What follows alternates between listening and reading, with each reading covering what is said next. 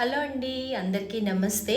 ఈరోజు భలే రుచికరమైన వాక్కాయ రోటి పచ్చడి గురించి చెప్తాను. ఇలా నాకు పండు పచ్చి దోర కలగలిసిన వాక్కాయలు దొరికాయి అన్నమాట. ఇవన్నీ శుభ్రంగా కడిగి మచ్చకి తరిగి నీట్గా ఈ గింజలన్నీ తీసి పక్కన పెట్టుకోవాలండి. ముందే కడిగేసుకోవాలి, కట్ చేసిన తర్వాత మళ్ళీ కడగద్దు. ఇవి వినాయక చవితి సీజన్లోనే దొరికే భలే వాక్కాయలు, ఆ తర్వాత వెలక్కాయలు, ఇవన్నీ చాలా బాగుంటాయి. ఇవన్నీ కడిగేసిన అన్నీ రెడీ పెట్టుకున్న తర్వాత ఒక బాణలిలో చక్కగా నూనె తీసుకోండి. పోపుకి సరిపడినంత నూనె తీసుకుని వీటిలో ఎక్కువ ఇంగ్రీడియంట్స్ లేకుండా ఫాస్ట్గా అయిపోయే బ్రహ్మాండమైన రుచికరమైన రోటి పచ్చడి అండి ఇది. వీటికి ఆవాలు, ఆ తర్వాత మెంతులు, ఆవాలు కొంచెం విధంగానే అందులో కొంచెం మెంతులు వేయాలండి. ఆవాలు, మెంతులు, మీ వాక్కాయలకి సరిపడా, మీ కారానికి సరిపడా ఎండుమిరపకాయలు. ఇవి యాక్చువల్గా పులుపు ఉంటాయి కాబట్టి కొంచెం కారం ఉంటేనే బాగుంటుంది. కారం తక్కువ అయితే వాక్కాయలు పులుపు ఉంటాయి, పులుపు డామినేట్ చేస్తుంది కాబట్టి కొంచెం సరిపడిన దానికన్నా ఒక మిరపకాయ ఎక్కువ వేసుకుంటేనే బాగుంటుంది. ఈ మూడు చక్కగా వేయించుకోండి. మెంతులు ఎర్రగా వేగిన దాకా వేయించుకుంటే రోట్లో దంచేటప్పుడు చక్కగా నలుగుతాయి, ప్లస్ టేస్ట్ కూడా చాలా బాగుంటుంది అన్నమాట. సో ఇలా వేయించుకుంటూ మెంతులు ఈ ఎరుపు వచ్చేదాకా వేయించుకోండి. ఇలా వేయించుకుని లాస్ట్కి ఇంగువ వేసుకుందరు. కానీ ముందు పోపు అంతా చక్కగా వేగాలి, లేకపోతే అసలు రుచే మారిపోతుంది పచ్చడికి. పోపే చాలా ఇంపార్టెంట్ అండి. ఇగోండి, మెంతులు ఈ ఎరుపు వచ్చేదాకా వేయించుకోండి చక్కగా. ఇలా వేయించుకున్న తర్వాత దీనికి కొంచెం ఇంగువ వేసుకోండి. ఇంగువ రుచికి బాగుంటుంది, హెల్త్కి మంచిది కదా. సో కొంచెం ఇంగువ ఎక్కువ వేసుకుంటేనే బాగుంటుంది. ఇదంతా వేసుకుని నేను ఈరోజు రోట్లో చేస్తున్నాను కాబట్టి నేను ఇవంతా పక్కనే రోల్ పెట్టుకుని ఈ వేగిన పోపు అంతా నేను ఇప్పుడు రోట్లోకి షిఫ్ట్ చేసుకుంటున్నాను.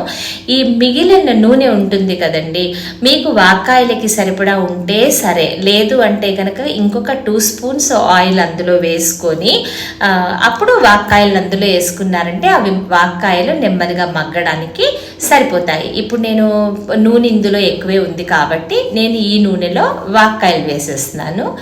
మీరు పచ్చడంతా దంచేసుకుని తీసుకున్న తర్వాత అందులో వేరుశనగ నూనె లేదా నువ్వుల నూనె ఇంకొక 2-3 స్పూన్స్ వేసుకుంటే బాగుంటుంది.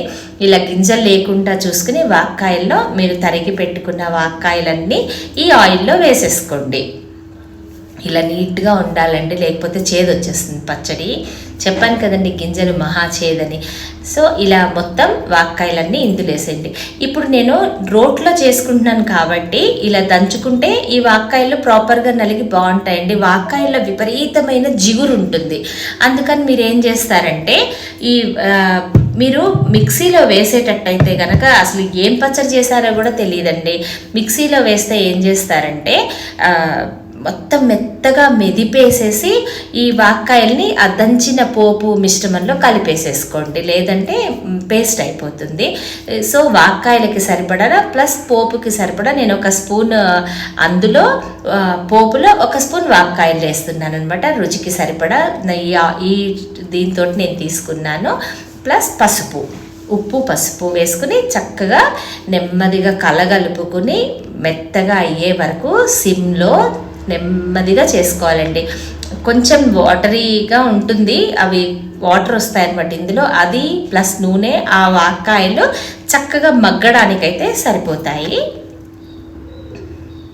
ఇలా చక్కగా కలుపుకుని నెమ్మదిగా అవుతూ ఉండనివ్వండి. ఈ సీజన్లో వచ్చే వాక్కాయలండి, వాక్కాయ పులిహోర, వాక్కాయ పచ్చడి, వాక్కాయ పప్పు, ఎన్నో వెరైటీస్ చేసుకోవచ్చు. ఇలా దంచి పెట్టుకున్న ఎండుమిరపకాయలని మిశ్రమాన్ని మీరు రెడీగా ఉంచుకోండి. ఈ లోపల అవన్నీ చక్కగా వేగుతాయి అన్నమాట.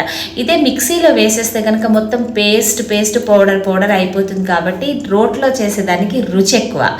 కాబట్టి నేను ఈరోజు అందుకే రోట్లో చేసుకుంటున్నాను అనమాట. ఇలా దంచుకుని నేను పోపు అది పోపు దంచుకొని రెడీ పెట్టుకుని వాక్కాయలు మగ్గే లోపల నేను ఇది రెడీ పెట్టుకుంటాను. ఒకవేళ మీరు మిక్సీలో వేసేటట్టు ఇదిగోండి ఇంత నలిగితే చాలండి. మిక్సీ వేసినా కూడా ఇంతే కన్సిస్టెన్సీ చూడండి, ఇంత నలిగితే చాలు. మీరు ఇది మిక్సీలో వేస్తే చెప్పాను కదండి, ఇది ఇందులోనే పూర్తిగా మగ్గిపోయిన తర్వాత ఒక గ్లాస్ కానీ లేదా ఈవెన్గా ఉన్న గిన్నె తీసుకుని ఇందులోనే గుజ్జు చేసేసేయండి వాక్కాయలన్నీ. ఆ దంచిన పోపుని ఆ మూకుడులో వేసి కలిపేసి లాస్ట్కి ఒక 2-3 స్పూన్స్ నూనె వేసుకుంటే సరిపోతుంది. ఇగోండి ఇలా మగ్గుతూ ఉన్నాయన్నమాట. ఇవన్నీను ఇలా చక్కగా మగ్గాక మొత్తం నేను పక్కనే ఉంది కాబట్టి ఇవి రోట్లో వేసేసుకుని దంచుకుంటే బాగానే ఉంటుందండి. ఇగోండి ఇంత ఉంటే చాలు. సో ఇదంతా తీసుకుని నెమ్మదిగా చేస్తే చక్కగా టేస్టీగా చాలా బాగుంటుంది అనమాట. సో ఇవన్నీ తీసుకుని పక్కన మగ్గిన ఈ వాక్కాయలన్నిటినీ రోట్లోకి షిఫ్ట్ చేసేసుకోండి. వీటి పులిహోర కూడా బాగుంటుందండి యాక్చువల్గా చాలా. ఇదే పూర్తిగా ఇప్పుడు ఇలా మగ్గిపోయాయి కదండి, దీన్ని ఇలాగే అందులోనే మొత్తం పేస్ట్ చేసేసుకుని అన్నంలో కలిపి పైన పోపేస్తాను. నేను వీలైతే అది కూడా నేను మీకు పెడతాను. Super tasty.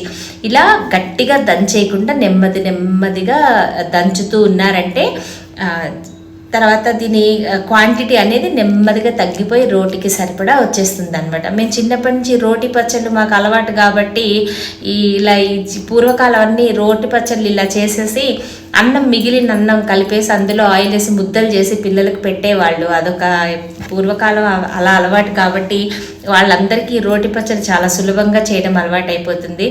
ఈ రోజుల్లో పిల్లలకి రోల్ అంటే చిన్నపిల్లలకి బహుశా తెలియదు కూడాను.